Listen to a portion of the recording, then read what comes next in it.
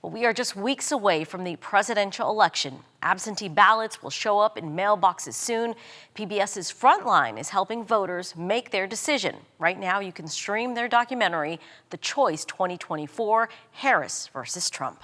This is a brand new presidential race. In this historic election, this is for Donald Trump a chance to go out the winner he must be. Kamala Harris demands respect. If it's not given to her, she demands it. The moments that shape their lives. This woman who's pushed through everything that would tell her no. He just was able to connect with people in a way that the typical politicians could not. It's about the country that you want. The choice could not be more stark.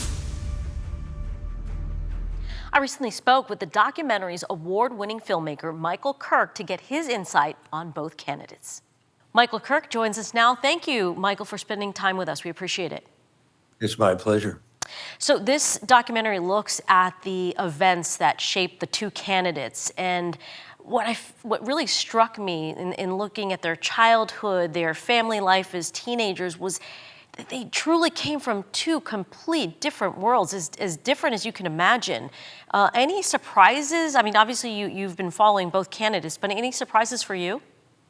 It's always fascinating to mix the two lives together of the candidates. We've been doing this for a long, long time now, and they, in this particular case, it couldn't be starker. I think this may be the most different environments, families, outlooks on the world, locations. Is there anything more different than growing up in Jamaica, Queens, and just outside of Manhattan, right across the river, or Berkeley, California, just across the water from San Francisco? It's just completely different places, and environments inside their own families.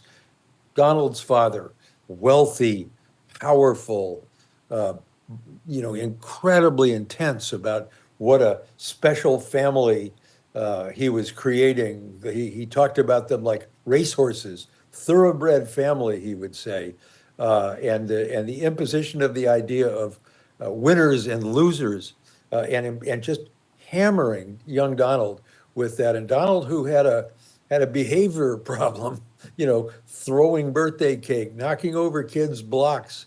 At the same time, his father was insisting that he learn the business and become, who Donald Trump became, as opposed to Kamala, growing up in the heart of liberal America.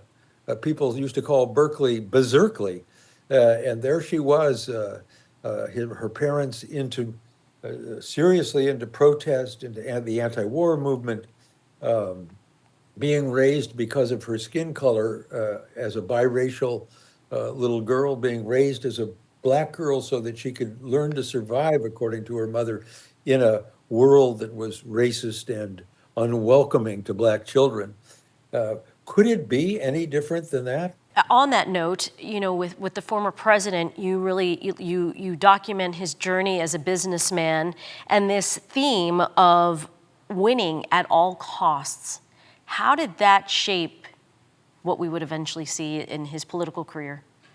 Well, in almost every case, the second most important ingredient is, with that winning philosophy, he then bumps into or comes across attorney Roy Cohn, who's a legendary a lawyer in American history because of the Army McCarthy hearings and other hearings in Washington, the anti-communist hearings in the early 50s in America. Roy Cohn, an unbelievably notorious and outrageous figure himself, took the winning philosophy that Donald had, embedded in himself, and said, you can win anything. Even if you lose it, if you claim you've won, you can win.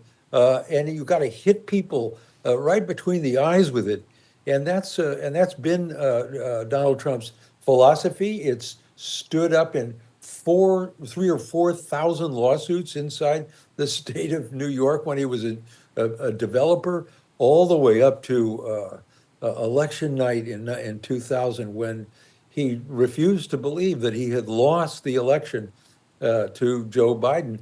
That feeling is what engendered that determination, is what and unwillingness to give up is what led to January 6th and has led to his efforts now to try to get reelected, and the love and devotion of millions, tens of millions of Americans, because he just doesn't say no. In the minute that I have left, you obviously document Vice President Harris's rise as a litigator, her journey as a prosecutor, but you do talk about the relationship, the personal relationship she had with the former San Francisco mayor. Did you struggle with how much to sort of focus on how that relationship impacted her success? We didn't really, because, you know, people have relationships in their lifetime.